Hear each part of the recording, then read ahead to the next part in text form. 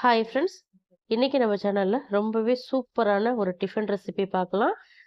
கோதுமை மாவு, ரவை, சுரைக்காய வச்சு ஒரு ரொட்டி மாதிரியான அடை ரெசிபியும், அதை தொட்டு சாப்பிட்றதுக்கு தேங்காய் எதுவுமே சேர்க்காம வெங்காயம், வெள்ளை குருமாவும் எப்படி செய்யறதுன்னு பார்க்கலாம். ரெண்டுமே டேஸ்ட் வேற லெவல்ல இருக்குங்க. இந்த குருமா பார்த்தீங்கன்னா சப்பாத்தி, பூரி, இட்லி, தோசை இதுக்கெல்லாம் வச்சு சாப்பிடலாம். இந்த ரொட்டியும் பார்த்தீங்கன்னா வெயிட் லாஸ் பண்றவங்களுக்கும் ரொம்பவே யூஸ்ஃபுல்லா இருக்கும். பசங்களுக்கும் இத குடுங்க. அதேபோல லஞ்ச் பாக்ஸுக்கும் நீங்க பேக் பண்ணி குடுக்கலாம். எப்பவும் ஒரே மாரி டிஃபன் சாப்பிட்டு போர் அடிக்குதுன்னு நினைக்கிற பசங்களுக்கு, இது போல டிஃபரெண்ட்டா செஞ்சு குடுங்க. ரொம்ப விரும்பி சாப்பிடுவாங்க. இப்ப வாங்க இந்த 2 ரெசிபீஸையும் எப்படி செய்யறதுன்னு பார்க்கலாம். அதுக்கு முன்னாடி நம்ம சேனல்ல சப்ஸ்கிரைப் பண்ணலன்னா, மறக்காம சப்ஸ்கிரைப் பண்ணிக்கங்க. ஒரு மிக்ஸிங் பவுல் எடுத்துக்கங்க. அதுல 1 1/2 கப் அளவுக்கு ரவை எடுத்துக்கங்க. 2 கப் வரைக்கும் கூட நீங்க எடுத்துக்கலாம். 1 கப் அளவுக்கு கோதுமை மாவு சேர்த்துக்கங்க. இப்போ இதுல தண்ணி சேர்த்துக்கலாம். தண்ணி வந்து கரெக்டா 2 1/2 கப் சேர்த்துக்கங்க. ரவையும் கோதுமை மாவும் எதுல எடுக்கிறீங்களோ அதுல தான் தண்ணியும் அளந்துக்கணும். 2 1/2 கப் அளவுக்கு தண்ணி சேர்த்துட்டு ஒரு விஸ்கோ கரண்டியோ வச்சு இதை நல்லா கலந்து விட்டுக்கங்க. கட்டி இல்லாம நல்லா மிக்ஸ் பண்ணி விட்டுக்கங்க. கரண்டியில மிக்ஸ் பண்ண கஷ்டமா இருந்துச்சுன்னு நினைச்சீங்கன்னா கையை வச்சு நீங்க கையில நல்லா கலந்து விட்டுக்கலாம். இப்ப பாருங்க நல்லா மிக்ஸ் பண்ணி விட்டாச்சு. இதை இப்படியே ஒரு 10லேருந்து 15 நிமிஷத்துக்கு ஊற விட்டுருங்க. இதை ஊறட்டும். இது இப்ப ஊறட்டும். அதுக்குள்ள நம்ம குருமா எப்படி செய்யறதுன்னு பார்த்துட்டு வந்துடலாம். குருமா செய்யறதுக்கு 5லேருந்து 10 நிமிஷமே அதிகங்க. அவ்வளோ ஈஸியா செஞ்சு முடிச்சிடலாம். ஒரு குட்டி மிக்ஸி ஜார் எடுத்துக்கங்க. அதில் 12 அல்லது 15 முந்திரி பருப்பு சேர்த்துக்கங்க. 1 டீஸ்பூன் சோம்பு சேர்த்துக்கங்க. ரெண்டையுமே கொஞ்சமா தண்ணி சேர்த்துட்டு நல்லா ஸ்மூத்தா பேஸ்டா அரைச்சு எடுத்துட்டு வந்துடணும். நல்லா வளவளன்னு அரைச்சிக்கணும். பாருங்க இந்த பக்குவத்துக்கு அரைச்சிக்கணும். முந்திரி பருப்பை ஒரு 10 நிமிஷம் சுடு தண்ணியில் ஊற வச்சு கூட நீங்கள் அரைச்சிக்கங்க. ரொம்ப ஈஸியாக அரைஞ்சிரும். இப்போ தாளிக்கிறதுக்கு ஒரு 5 டீஸ்பூன் வந்து எண்ணெய் சேர்த்துக்கிறேன். எண்ணெய் ரொம்ப அதிகமாக சேர்க்க வேணாம், கம்மியாகவே சேர்த்துக்கங்க. எண்ணெய் சேர்த்ததுக்கப்புறம் 2 சின்ன துண்டு பட்டை, ஒரே ஒரு அன்னாச்சி பூ, ஒரு 4 5 கிராம்பு சேர்த்துக்கங்க. 2 ஏலக்காய் சேர்த்துக்கங்க. கல்பாசி இருந்தால் கல்பாசி கூட நீங்கள் சேர்த்துக்கலாம். நீல வாக்கில் நறுக்கின வெங்காயம் சேர்த்துக்கிறேன். இந்த குருமாவுக்கு பார்த்தீங்கன்னா நீல வாக்கில் தான் வெங்காயத்தை கட் பண்ணி போடணும். ஒரு 5 6 வெங்காயம் நான் எடுத்திருக்கிறேன் மீடியம் சைஸில். இப்போ வெங்காயத்தை சேர்த்துட்டு பச்சை மிளகாய் ஒரு 4 பச்சை மிளகாய் குட்டி குட்டியாக கட் பண்ணி வச்சுருக்கேன், அதையும் சேர்த்துக்கிறேன். இதுக்கு வந்து பச்சை மிளகாயோட காரம் மட்டும்தான். அதனால உங்களுக்கு எவ்வளோ தேவையோ அதுக்கு தகுந்த மாதிரி சேர்த்துக்கோங்க.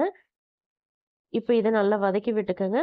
வெங்காயம் வந்து ரொம்ப ஓவர் குக் ஆகிடக்கூடாது. கலர் மாறுற அளவுக்கு நீங்கள் வதக்கிடக்கூடாது.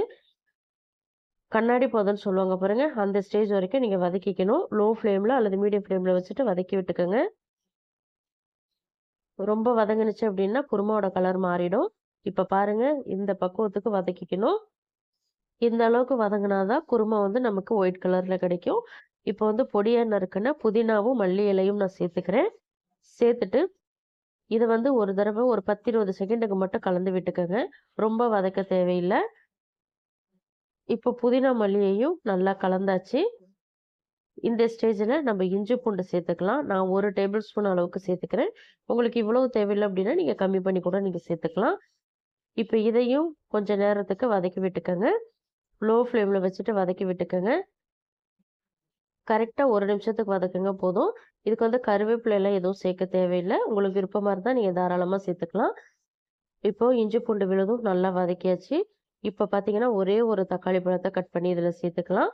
அதிகமாக சேர்த்துற வேண்டாம். தக்காளியை கூட ரொம்ப குக் ஆகிற வரைக்கும் வதக்கிட வேண்டாம்.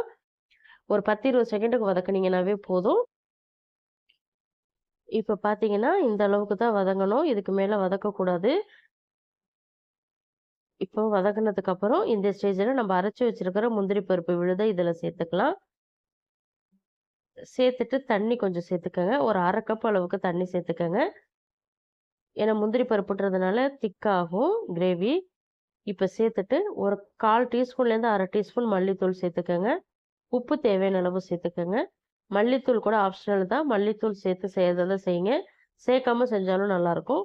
அதே போல் மல்லித்தூள் சேர்க்கும்போது அது கூட ஒரு 1/2 டீஸ்பூன் கரம் மசாலாவும் சேர்த்து செஞ்சாலும் நல்லா இருக்கும்.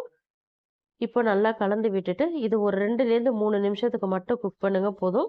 அதிக நேரம் குக் பண்ண தேவையில்லை. ஒரு 3 நிமிஷம் குறைஞ்சது குக் பண்ணிக்கோங்க. இப்போ பாருங்க, கரெக்டா 3 நிமிஷம் நான் குக் பண்ணியிருக்கேன். நல்லா திக்காயிடுச்சு பாருங்க, முந்திரி பருப்பு பேஸ்ட் எல்லாம். இந்த அளவுக்கு இது குக் ஆனா போதும். இது ஆறுனதுக்கு அப்புறம் இன்னும் திக்காகும். நல்ல கிரீமியா கிடைக்கும் நமக்கு வந்து. இப்போ இதில பொடியா கட் பண்ண கொத்தமல்லி இலைய சேர்த்துக்கலாம். சூப்பரா இருக்கும் இந்த குருமா. கண்டிப்பா ட்ரை பண்ணி பாருங்க. இது வந்து சப்பாத்தி, பூரி, தோசை, இட்லி எல்லாத்துக்குமே அல்டிமேட்டா இருக்கும். அதேபோல புலாவுக்கும் சூப்பரா இருக்கும். மிஸ் பண்ணிடாம இந்த ரெசிபிய வீட்ல ட்ரை பண்ணுங்க. அவ்வளோதான், டேஸ்டியான சிம்பிளான குருமா ரெடி ஆயிடுச்சு. இப்ப இந்த சைடு நம்ம ரவை வந்து நல்லாவே ஊறிடுச்சு. நான் குருமா செய்ற டைம் மட்டும் தான் இத ஊற வச்சிருந்தேன். அதிக நேரம் ஊற வைக்கல. குருமா செய்றதுக்கு குறைஞ்சது ஒரு 10 நிமிஷம் தான் ஆயிருக்கும். இப்போ ஒரு தடவை இத கரண்டிய வச்சு நல்லா மசிச்சு விட்டுக்கங்க. மசிச்சு விட்டு கலந்து விட்டதுக்கப்புறம், சொரக்கா வந்து ஒரு 1/2 சொரக்கா மீடியம் சைஸ்ல ஒரு 1/2 சொரக்கா நான் துருவி வச்சிருக்கேன். அத நான் சேர்த்துக்கிறேன். உங்களுக்கு எவ்வளோ தேவையோ எடுத்துக்கலாம். சொரக்காயெல்லாம் அளவெல்லாம் தேவையில்ல. அதிகமா சேர்க்கணும்னாலும் சேர்த்துக்கலாம். இப்போ லைட்டா அப்படியே மிக்ஸ் பண்ணி விட்டுக்கங்க. சொரக்காய மாவு கூட. கலந்து விட்டதுக்கு அப்புறம் பொடியா கட் பண்ண 2 பச்சை மிளகாய் சேர்த்துக்கங்க. பொடியா கட் பண்ண மல்லி இலை ஒரு 1/2 கைப்பிடி அளவுக்கு சேர்த்துக்கங்க. வெங்காயம் நீல வாக்குல நறுக்குன வெங்காயம் வந்து 4 வெங்காயம் சேர்த்துக்கலாம்.